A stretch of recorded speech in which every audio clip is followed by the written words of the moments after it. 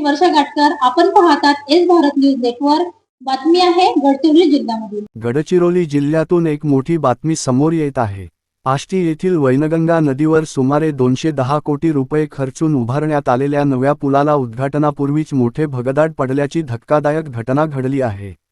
या प्रकरणामुळे बांधकामाच्या गुणवत्तेवर गंभीर प्रश्नचिन्ह निर्माण झाले असून काँग्रेस जिल्हाध्यक्ष यांनी उच्चस्तरीय चौकशीची मागणी केली आहे. चंद्रपूर गडचिरोली राष्ट्रीय महामार्गावरील आष्टी परिसरात वैनगंगा नदीवर हा पूल उभारण्यात आला होता.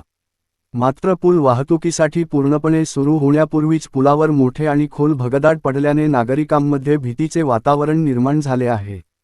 काँग्रेस जिल्हाध्यक्ष यांनी आरोप केला आहे की पुलाच्या बांधकामात निकृष्ट दर्जाचे साहित्य वापरण्यात आले आहे. कोट्यवधी रुपये खर्चून उभारलेल्या पुलाची अशी अवस्था होणे अत्यंत गंभीर बाब असल्याचे त्यांनी म्हटले आहे. या घटनेनंतर सार्वजनिक बांधकाम विभाग, राष्ट्रीय महामार्ग प्राधिकरण आणि संबंधित अभियंत्यांच्या कामकाजावर प्रश्न उपस्थित होत आहेत. विरोधकांनी प्रशासनावर कंत्राटदारांना पाठीशी घालण्याचा आरोपही केला आहे. दरम्यान, या प्रकरणात प्रशासनाकडून काय कारवाई होते, याकडे सर्वांचे लक्ष लागले आहे. याविषयी काँग्रेस जिल्हाध्यक्ष महेंद्र ब्राह्मणवाडे यांनी यावर मत व्यक्त केले ते पाहूयात.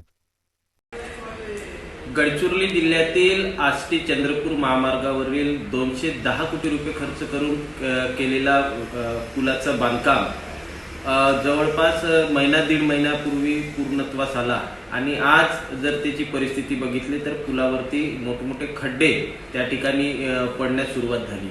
अतिशय निकृष्ट दर्जाचा बांधकाम कंत्राटदाराकडून झालेला आहे. राष्ट्रीय महामार्गाचे अधिकारी याच्याकडे दुर्लक्ष करत आहेत. जिल्ह्याचे पालकमंत्री स्वतः मुख्यमंत्री असून सुद्धा अशा पद्धतीने निकृष्ट बांधकाम करणाऱ्या अधिकारी आणि कंत्राटदारांना पाठीशी घालण्याचं काम होत आहे.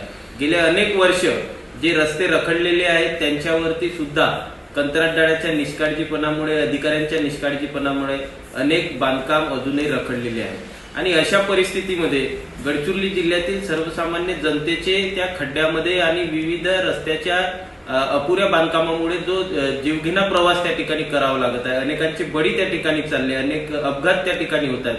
तरी परंतु राज्याचे मुख्यमंत्री स्वतः पालकमंत्री असून याच्याकडे दुर्लक्ष करत आहेत.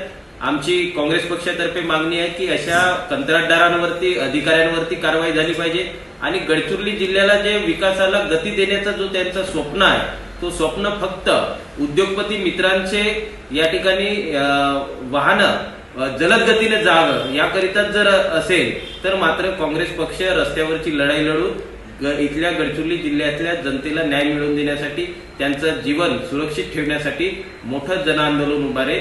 माझी मुख्यमंत्री साहेबांना विनंती आहे की या प्रकरणाकडे तातडीने लक्ष द्यावं आणि संबंधित जे काही गुन्हेगार असतील त्यांच्यावर कठोर कारवाई करावी. अशाच नवनवीन घडामोडी पाहण्यासाठी आमच्या YouTube चॅनलला लाईक करा, शेअर करा आणि सबस्क्राईब करा. जोहार.